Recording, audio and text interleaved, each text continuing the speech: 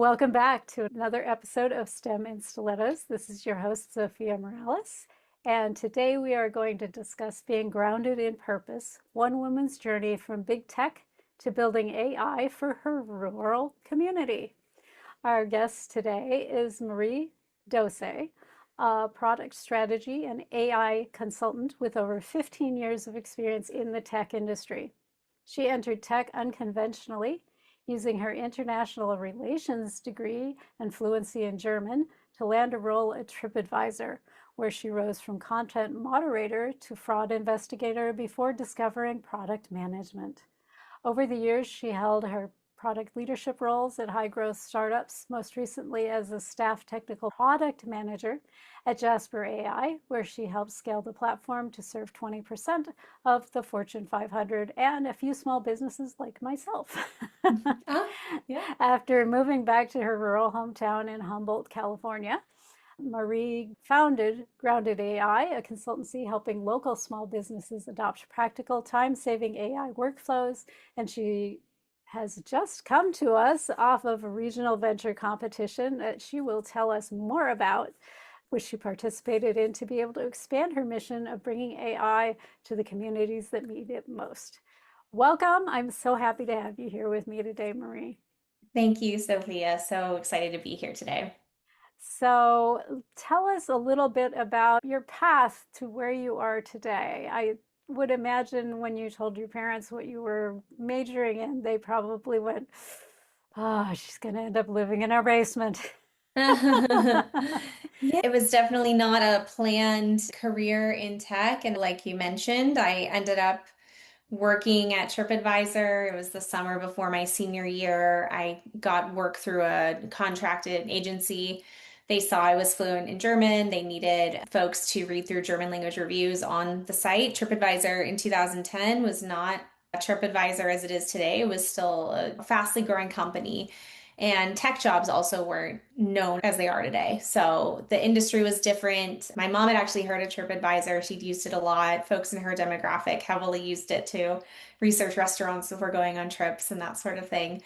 And yeah, I started working there. I really liked it. I stayed part-time through my senior year in college. And then when I graduated, they offered me a full-time role and I accepted. And this was also just a couple years after the recession. And Yeah. so jobs were really hard to come by at that time. A lot of folks I knew were moving back in with their parents and going straight to grad school because there just weren't jobs available. It was a really tough market. So I felt very fortunate to be able to stay in Boston in my own apartment and keep working directly from college. Yeah, that's awesome. Not a lot of people make that happen Yeah. so seamlessly. Yeah.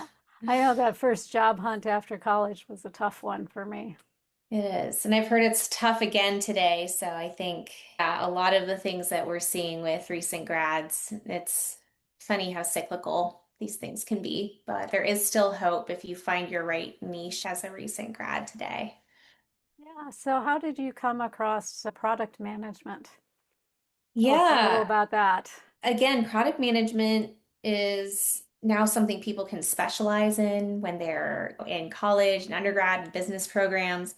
And I first heard about product managers when I was at TripAdvisor. I would find issues in the back end content moderation tools we were using and asked my manager, what do I do about this? There's this bug, there's this issue, or here's this feature that I think would really improve the system. They said, oh, go talk to the product manager. So I worked with the product manager at TripAdvisor, sent her requirements, gave her feedback, and that's how I learned what that was. I also just started intuitively doing that work before I thought, hey, I'm going to become a product manager. Yeah. I took software engineering coursework while I was at TripAdvisor, thinking I would go into software engineering. That was basically you thought of it as just, they're software engineers and they're sales, and that's really all there is. But then after applying to jobs, and I was in San Diego at that time, I saw a lot of product management postings and ended up starting my first product management job in 2015 at an insurance software company in San Diego and made the move. And I had that technical experience from my software engineering coursework. I had the experience of being able to really in-depth look at software and determine what worked, what didn't, where are the issues, and use that to go into product management. Yeah, I love that. Yeah. So, how did you end up at Jasper AI, which I have to say is like right on the bleeding edge, actually. They were some of the earliest ones that I remember Yeah. interacting with. Oh, I know. They were around pre-ChatGPT. They used the older GPT-2 and 3 models. Actually, when I joined, they were still on GPT-3 because GPT-4 didn't come out till spring of 2023. But yeah, how did I end up there? Relationships are so important in any industry. I had great relationships with folks from the company I worked at right before that. I'm aware it's a health tech startup in Austin. One of the software engineers I knew had moved on to Jasper AI and reached out to me about a product management position.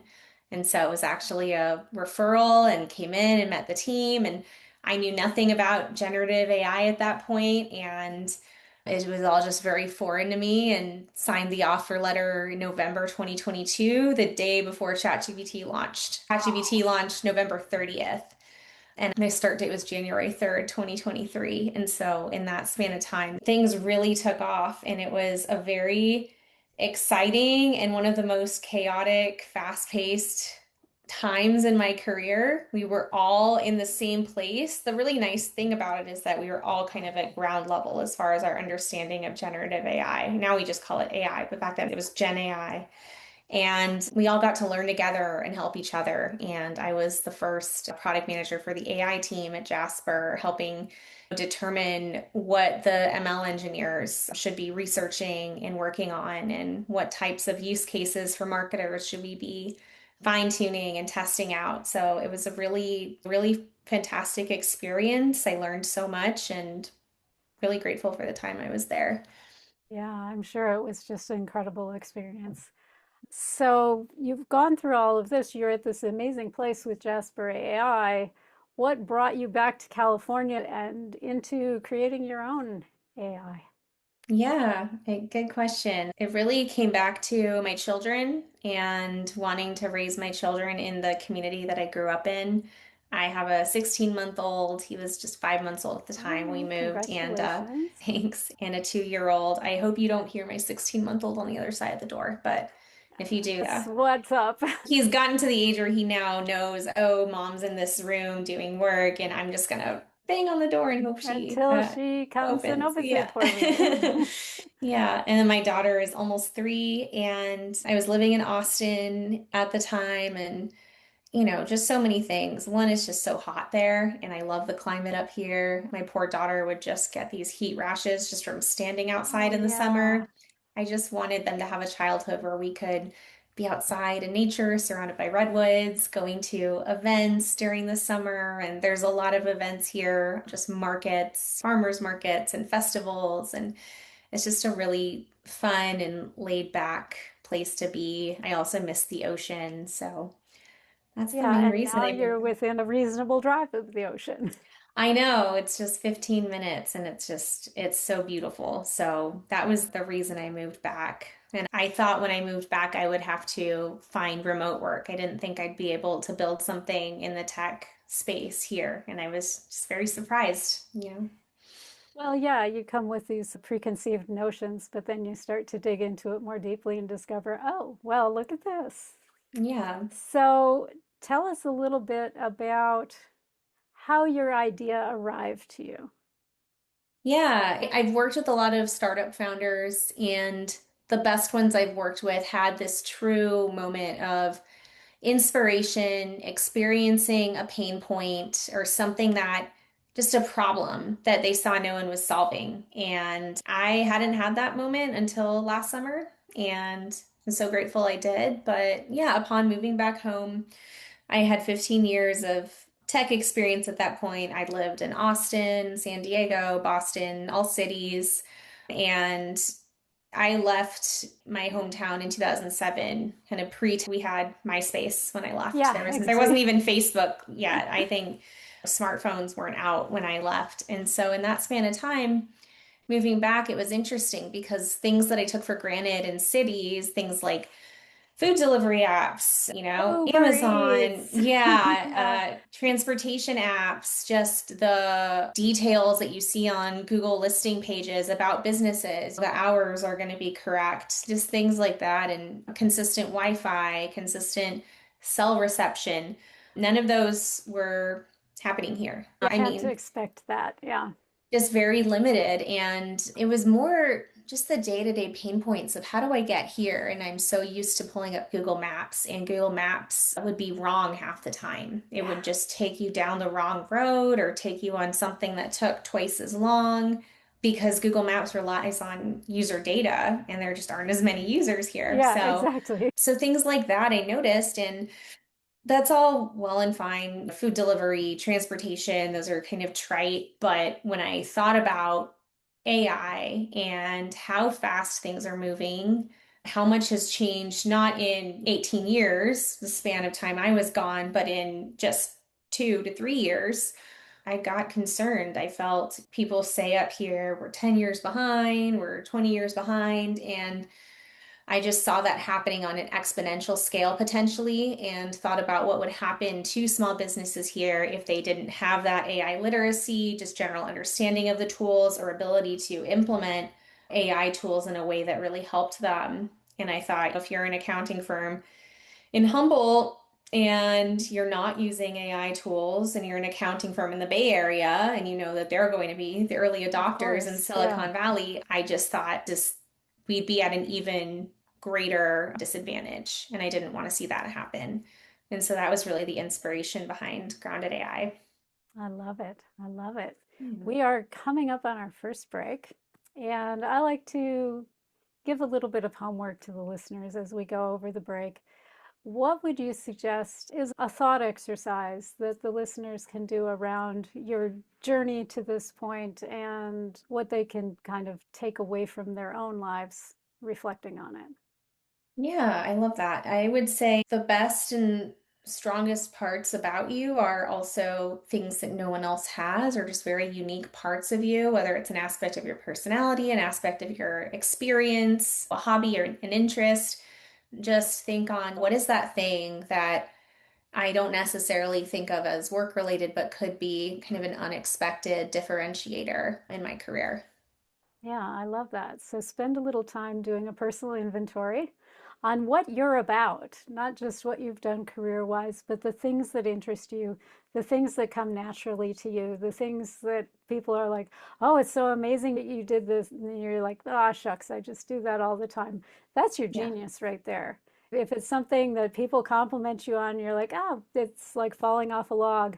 Pay attention to that and hang with us. We'll be right back from the break. Oh, shout aloud, the wolf here. Tech is ours and we show no fear. No fear. No fear. No fear. Thanks for hanging in with us through the break. This is Zofia Morales. I am back with the amazing and wonderful Marie Doce. So, before the break, you were telling us about putting together an AI for your rural community to help the business owners not be left behind in the AI wave. Let's talk a little bit about some of the beauties and some of the not so beautiful things about AI. What do you see as some of the amazing things that it will do for your business owners locally? Yeah, when I think about the best parts of AI as it relates to the work I do, I think about efficiency gains for companies. I think about AI that works behind the scenes, not AI that you're going back and forth with all day in And a just chat. chat, chat, chat. Exactly. A lot of folks today are already using ChatGPT and Claude, but when you're in that kind of stuck in that paradigm of just back and forth, you're having to re-upload context every single time. And oh, can you look at this PDF again? And it's not necessarily saving you time, or if it is, it's very No. minimal. It's not the most I, helpful. yeah, I've found I can go down what I call the Apple interface rabbit hole. When Apple first came out with the drawing programs, it was like, oh, okay, I can make a perfect circle. And now I can make it exactly the perfect size that I want it to be. And I can move it exactly where I'd like it to be. And you Yeah. spend a ridiculous amount of time making it perfect Yeah. when good enough would have been fine. And I think I know for myself, when I get into a chat window and I'm working a document or something, I have this tendency to try to make the AI do it perfectly as opposed to taking what the AI has given me and adding the refinements that I want. Yeah. Save me time to not try to force the AI to be perfect. Exactly. And so, yeah, I guess to give just a concrete example of where I think AI can lend real value, one of my clients locally is a contractor, and he routinely gets requests for scopes of work from realtors, from homeowners. And what a scope of work is in a contractor context is just a large 20-page detailed document that outlines exactly what is going to go into a build, just a Yeah, rough, dimensions, materials, man yeah. hours. Yeah, And writing one for him takes him 40 hours a week by his estimates. And writing it doesn't guarantee he gets the job. It just puts him in the running to get the job amongst other exactly. contractors. It just puts him in the bidding war. What is actually going to make him money is jobs, taking on more projects, doing more work locally. And that's what he enjoys. He doesn't want to spend all day drafting a hefty A bid. proposal. Yeah. And Hmm. so what I'm working on with him is a workflow that basically every time one of these SOW requests comes in, it flags, says, okay, there's something with the keyword scope of work, SOW. It came in, and let's check. Is there an inspection report attached? Are there photos of the property attached? Okay, great. Now I can pull that in and draft a scope of work and use best practices from his previous scopes of work. What are the SOWs that one bids in the past? What's Right. the ideal template there? And then builds it for him, sends, drafts a response email. So it's in his drafts folder with the SOW attached, and then sends him a notification. Hey, you got this new SOW request this morning. I went ahead and drafted that proposal for you. Feel free to look it over. And now Yeah. all he has to do is, instead of spending 40 hours on an SOW, he's spending 30 minutes over his lunch break reading through it, making any changes. I think one of the principles I stand by is there should always be a human reviewing the final version of Yes. something. I don't think AI, at least right now, should be just sending emails on your behalf without you looking over it and saying, does this sound like me? Does this look good? Do I, Yes. agree with this? Would completely agree with that statement because one of the drawbacks I've found working with AI is it does not have a firm grasp of reality. No, and it'll take what you say sometimes too literally. It doesn't understand nuance. You have to be just very clear cut. It's very just black and white. This is what I need. But so now this individual, he's say 40 hours on just one SOW alone. Say he Exactly. gets a few of those a month. What does that mean for his business? He can take on more jobs. Now he can, oh, he needs more people to help with those jobs. Now he can hire more locally. He can grow his business in a measurable, substantive way.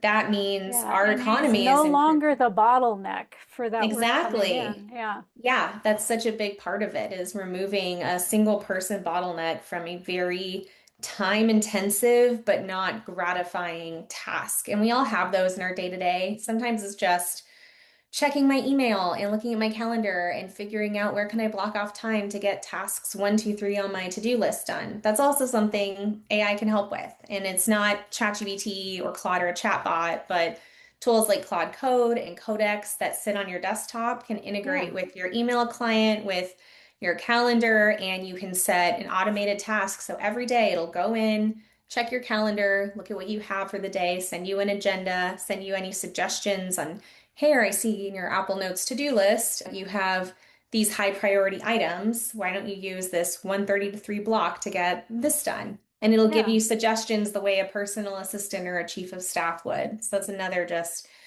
easy everyday thing that I think can help solo entrepreneurs, small business owners save a lot of time and is something that I help local folks with. Because I think Right. another big part of it is there are AI consultants, AI entrepreneurs everywhere. If you just check LinkedIn method, Everything is AI nowadays. yeah, If it doesn't have AI in it, forget it. Yeah. exactly. You're inundated. But what I love about working here is that I can just go to someone's office, I can meet them for coffee, I can sit down with them and have a conversation, show them what they need on their desktop rather than sharing screens back and forth on a Zoom call. It's more efficient and you have that trust built in. And they know that any guidance I give is going to be rooted in our community values, is going to be rooted in making sure that, yeah, that it's just, I'm giving advice that is going to resonate in a way that I just don't think an outside consultant would be able to do. Yeah, and you've got more skin in the game, right? Because they're going to run Yeah. into you at the grocery store. Yeah, exactly. And that really does happen. It's really funny. I know. And yeah, and I'm raising my kids here. I want our community to be strong. I want to always act in the best interests of our community, and they know that. And yeah, a lot of these other business owners that I was in the competition with, I see them at the farmers market. Some of them have stands and they're selling things. And so it's just, it's a great thing. So many small business owners today have a technology need, even farmers, even contractors, folks you wouldn't think about, folks that aren't in that typical 9 to 5 computer job still need Exactly. technological assistance. And I'm excited that I get to provide that to them. So going back to the downsides of AI for a moment, I've got like 7 things that make me crazy about AI. But one of them is built-in biases. Some are gender biases, and other kind of biases are there. I know you ran an experiment that kind of opened a window into some of those. Tell us a little bit about your experiment. Yeah, this was back in April 2025, a little over a year ago. I saw this trend on LinkedIn where women were taking out their name, any identifying information on their resume, and then uploading their resume to ChatGPT, asking ChatGPT, based on my resume, skills, experience, please create a photo of me. And thought, I'm going to do that immediately. And I did.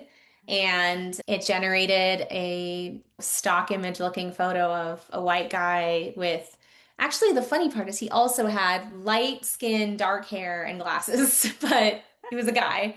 And I said, can you give him a name? And he said, yes, his name is Max Duerner. And I'm like, Oh, why did you choose that name? He's like, oh, ChatGPT says, oh, very tech forward sounding. It's like Max, it's short, and it's doer is in the last name because he's a yeah. doer. And I'm like, it's just one of those silly ChatGPT things that you just, okay, yeah, that makes sense. And I also took out my women in tech experience on the resume because that would Yeah, have given me a that would have, ChatGPT. yeah, been But a, it was kind of a this moment just seeing my entire career path, all the work I'd done be attributed to a white male. It was this very shocking and sadly affirming moment of, okay, I'm not imagining this, this happens. And then I tried to understand, why is this happening? And you think about it, LLMs are trained off of data on the internet. What's yeah, on the Reddit. internet? Reddit, Yeah, it just makes my skin crawl when everything. I discovered that. It's like, you've got to be kidding me. Yeah. It's like if you Google image search a nurse on Google image, is it Yep. going to show a woman most of the time? Because that's the data it's pulling in. And so it's Yeah. pulling in these biases that we have and almost affirming them in a way because when you hear it from a chatbot, it sounds so true. It's like, this is you, this is what you Well, do. and it lies with such conviction. It really does. Yeah. It is great at that. It is great at just sounding just so confident and being so wrong. It was this moment of, I've spoken to a lot of women who opt out of AI because of concerns they have about the tools. And I totally understand that. But I think from my standpoint, when that happened to me, it made me angry and determined. And it gave me this mindset of, you know what, I'm going to prove these LLMs wrong, and I'm going to give them another piece of data for them to ingest that shows, hey, I work in tech and I don't look like the typical tech founder that you see. And I'm going to give them another data piece. And so it just, I think if women opt out as a whole, it's going to hurt women more eventually. And I would agree 100% on that. Yeah, yeah, absolutely. because you hear about job automation, and I saw an article just like the jobs that are being automated are the jobs that are held by women. I don't know if that's true or not, but it's this discourse, and it's like, if you think about who are the heads of these five major AI companies, like Sam Altman, Elon Musk, Mark Zuckerberg, Dario, and did I say Elon? Yes. You mentioned Elon, yeah. So There's one anyway, other one is they're all AI. men, but they're all men Yeah, is my point. So it's like they're going to make decisions that are in their best interests. And the more women that can be, yeah. in the room, part of the discussion, have the actual knowledge to be able to agree or disagree with points, that's going to ultimately give us more power and more of a say. I had an interesting early interaction with Midjourney where Oh, I had asked it for like a fantasy style, show me a female Arcturian warrior.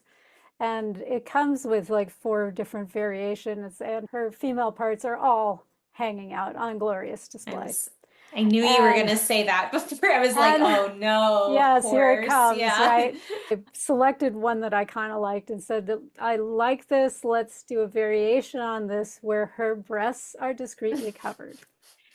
And it barfed all over me. It's like, you can't say that word. I'm like, so you can give them to me on full display, but I can't use the proper anatomical word to ask you to Oh cover my them. gosh. Unbelievable. They tried to build in guardrails, but not where it actually mattered. Yeah, exactly. Wow. Oh my goodness, that's ridiculous. Yeah, and just So, all too common. yeah, one of the things that I've noticed with AI is it tends to be a people pleaser on freaking steroids to the point that it's unuseful to a certain extent if you haven't taken steps to counteract that, because it will always tell you that you're brilliant or asking amazing questions, and it doesn't push back in a way that a trusted advisor would push back against what sounds good on the surface but maybe has a core issue. So, Yeah. how have you advised people around you to cope with those sorts of things? Yeah, some things I've seen are, you can ask it to make you a skeptic or to make itself a skeptic. Say, approach this with a healthy degree of skepticism and feedback, and don't take everything I say for granted. There are times where I'll get responses and I say, please don't just agree with me. I'm asking your genuine opinion. You have to push it to not be sycophantic. The other thing I've done that is kind of interesting, when I get one response from Codex. I use Codex and Claude Code mostly. And I'll check Claude Code and see what its response is. And then I'll compare the two and I'll tell them that I said, hey, I went to Claude Code. This is what Claude Code said. What do you think about that? And that's a way to make the system behave in a more, I don't know, I don't want to attribute any.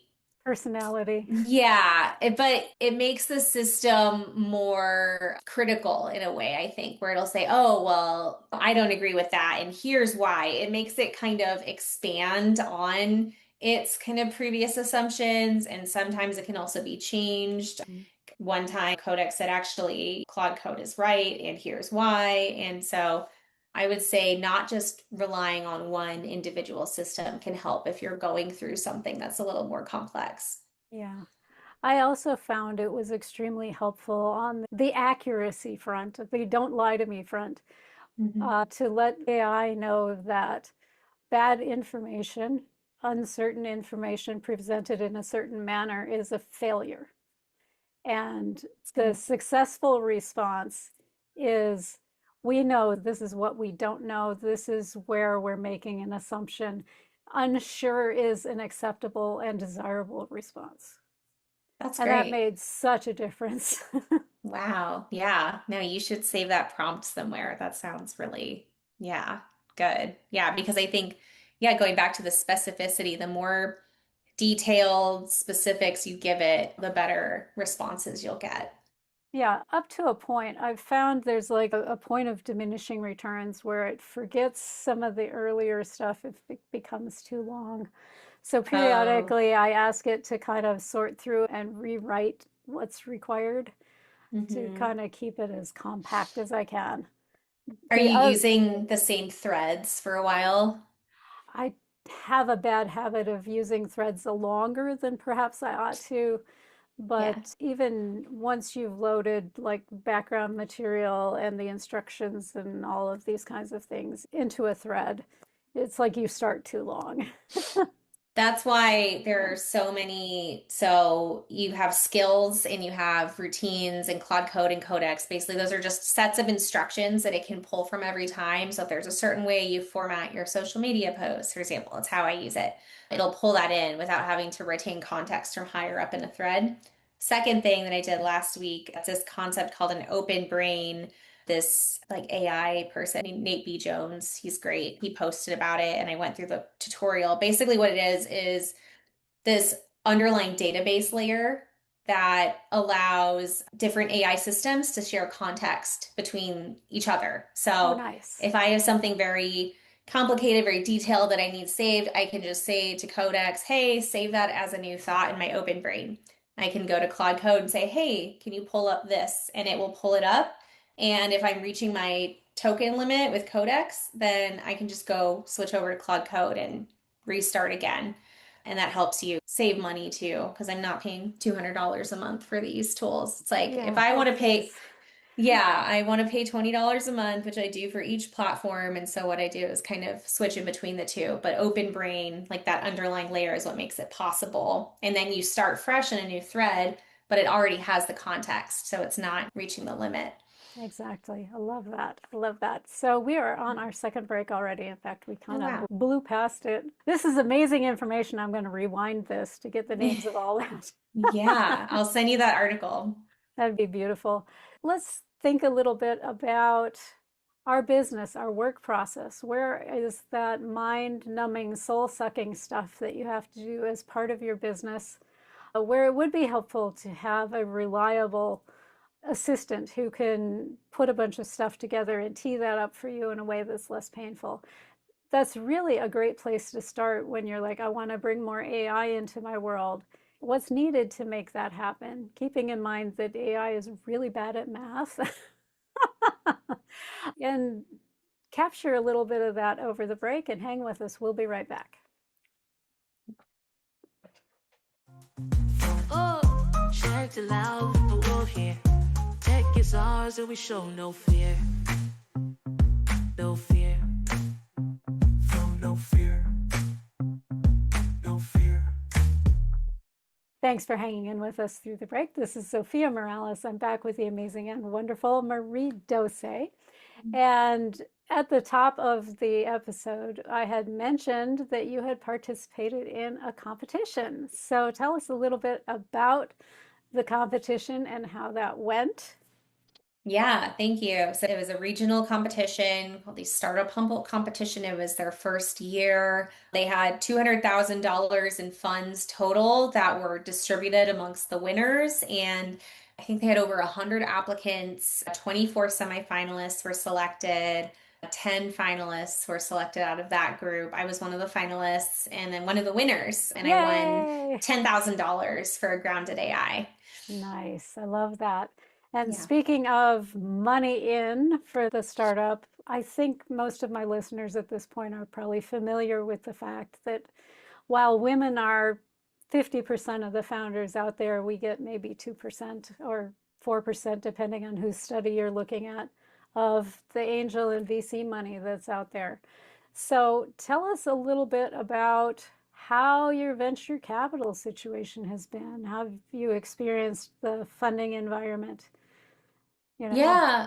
Yeah. I mean, so I started working in startups in 2019. I've worked at a number of startups, and every single founder I've worked with has been a man. And I think that for a long time, that stopped me unconsciously from ever thinking that I could be a founder because I just didn't see myself in them. And there was so much I admired about a lot of the founders I worked with, just this unbridled confidence and vision and conviction, and this is what I believe, and this is what we're doing. And I just thought I could never be that confident. There's no way. I don't have that ability, but a lot of that obviously is cultural conditioning and women being penalized if they sound too confident or you're not Or playing nice too with others. assertive, yes. Yeah, exactly. And so I think that teaches us over time that it's better to just be in the corner and not speak up. And,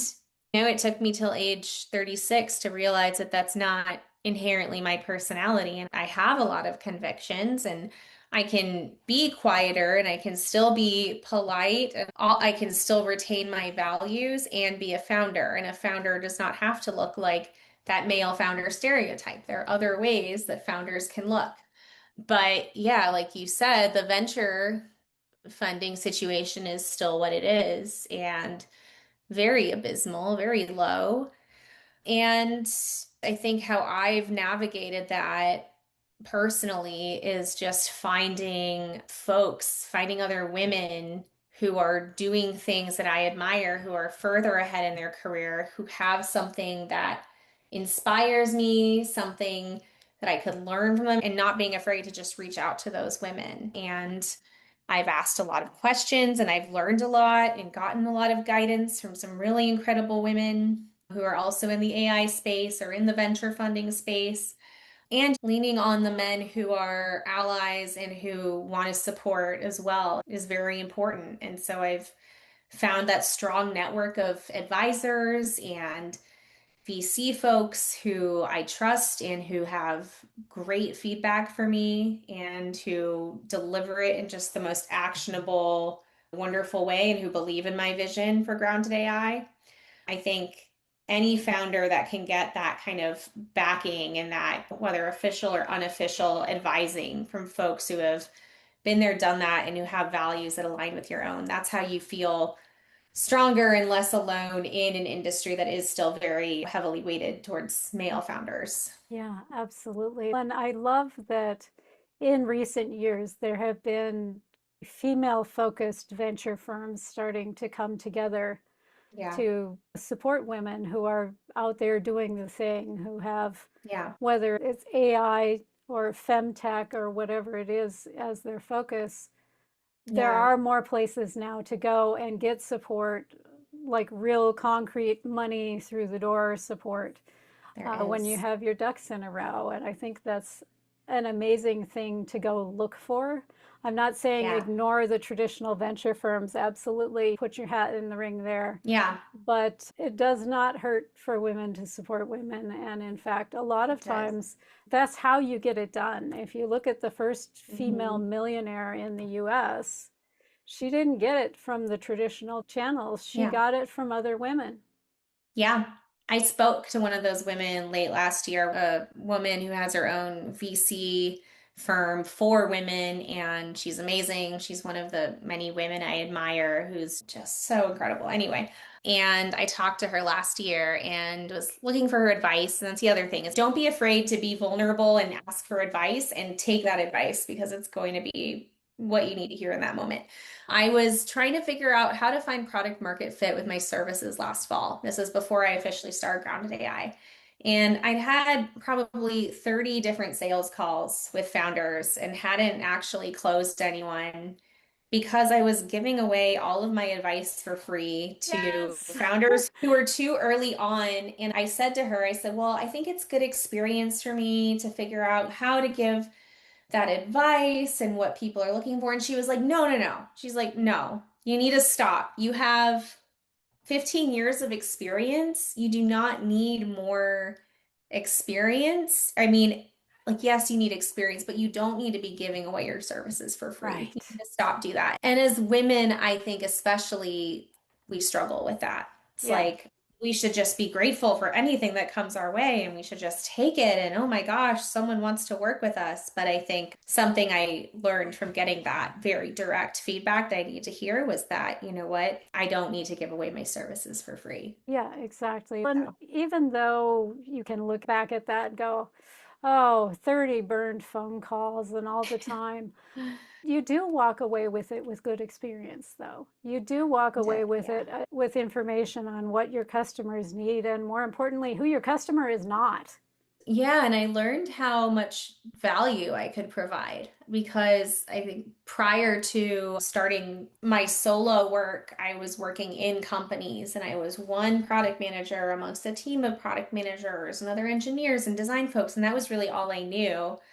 And I did wonder, can I provide value as a consultant, as an Yeah. individual entrepreneur? What does that even mean? I had a lot of self-doubt. And so it was really good to just go out there and speak to founders and realize, oh my gosh, they're all taking copious notes on these calls with me because of all the things I'm saying. And it's so useful. And yeah, I'm grateful I had that experience. So, do you have a little bit of an informal advisory council around you? Yeah, I do. I would say there's probably four folks who I just really rely on heavily for just great guidance and feedback. And right now, what I'm focused on is making sure that I don't stay a one-woman shop forever because I could do that, but if I do that, I'm never going to be able to grow and get the reach that I want. And Right. Well, if you stay a one-woman shop, you've built yourself a job. You haven't built a exactly. company. Exactly. So it's how do I make that transition? And going back to your quiz and taking your incredible quiz that everyone should take. My result was octopus, and essentially you'll be able to explain it better than me, but it means I can't let go. I have a hard time delegating. So Yes, that's my you have to challenge have your now. fingers in everything, and Not that good. makes you the cork in the butthole of progress, as one of my Yeah. bosses I would colorfully say. I'm talking about automation through AI, and I don't want to be the bottleneck and actually make myself the bottleneck in my own company. So, how do I help other folks learn how to do the work I'm doing and make myself scalable and make my company scale? That's the exciting challenge I'm working through right now. Absolutely. And if you want to go out and take that quiz, you can find it at leadershippitfallquiz.com. That's in the show notes.